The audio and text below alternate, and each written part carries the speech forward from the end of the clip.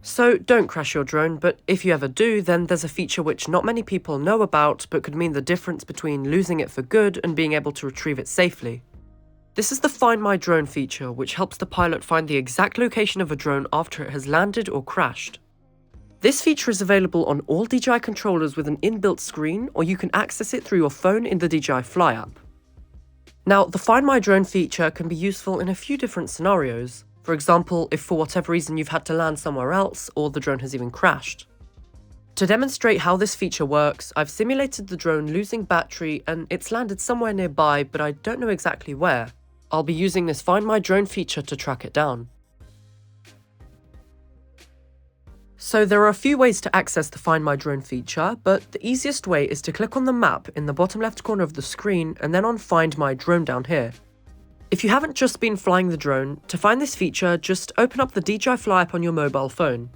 Then, head on over to the Profile tab and then you'll see Find My Drone. Now, if I press on the Find My Drone button, a map will appear with my location on it as the blue dot, the drone's location on it as the blue arrow, and also some information like how long the drone's been disconnected from the controller and also the drone's last known position and coordinates.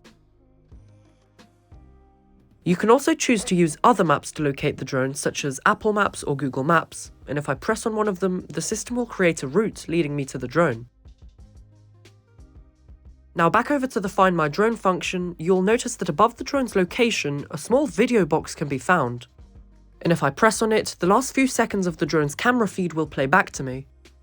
Sometimes this video might be a little choppy, but it's not too big of an issue and can just help to see the drone's surroundings after the flight. There's also the option to switch between 3 different map modes, and each map has its own advantage. First is the standard map, which can even display buildings in 3D, allowing for a more immersive representation of the area. This mode makes it just a bit easier to navigate your surroundings. Second is the satellite view, which displays precise, high-quality aerial views of the area. I find that the satellite view is often the most useful because you can see where the drone is in comparison to the terrain.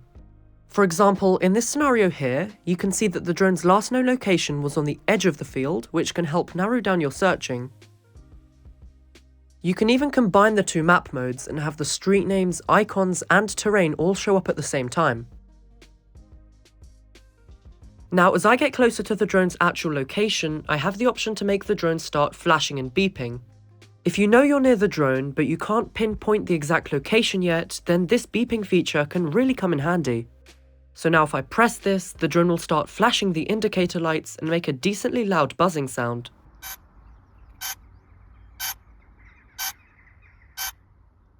This can be especially useful if, for example, your drone has landed in sort of tall grass where it might not instantly be visible.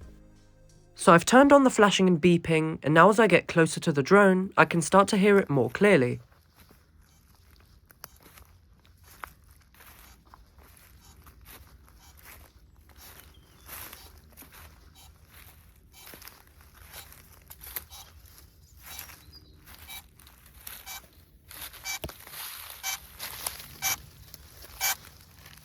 And there it is, we've found the drone.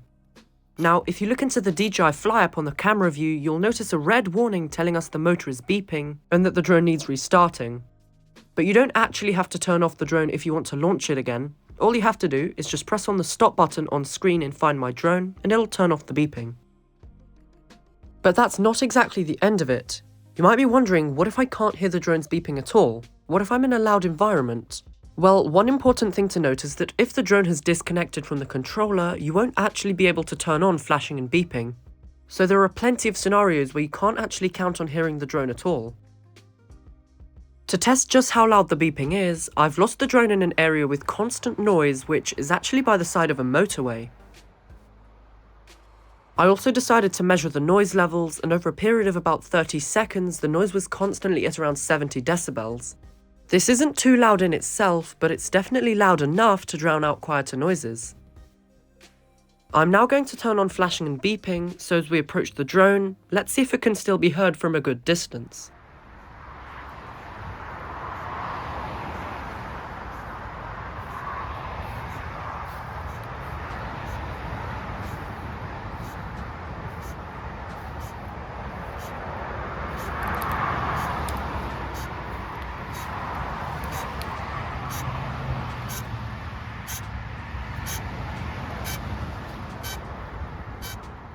So, as you heard in the video, as I was getting closer to the drone, the buzzing was of course getting louder and louder.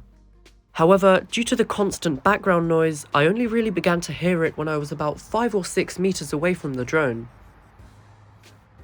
So in cases like this one, you can't rely on the beeping from the drone as much as in the previous example. I would recommend relying more on the satellite map, which gives a more accurate location, as well as the location arrow of the drone for better positioning. The red line connecting you to the drone's location can also be useful when navigating. So there we have it. Hopefully you now have a good understanding of how the Find My Drone feature works, and if you're ever in a situation where you've crashed your drone and you need to retrieve it, you can do so easily. The great thing about this feature is that you can see where the drone was last seen even if it isn't currently connected to the controller. The location precision is also great, so you can pretty much know exactly where to look for your drone. If you found value in this video, then please let me know by clicking the thumbs up button down below, and for many more videos about how to get more out of your drone flights, go and check out my channel. Well, I won't hold you back any longer, thank you so much for watching, and I'll see you in the next one.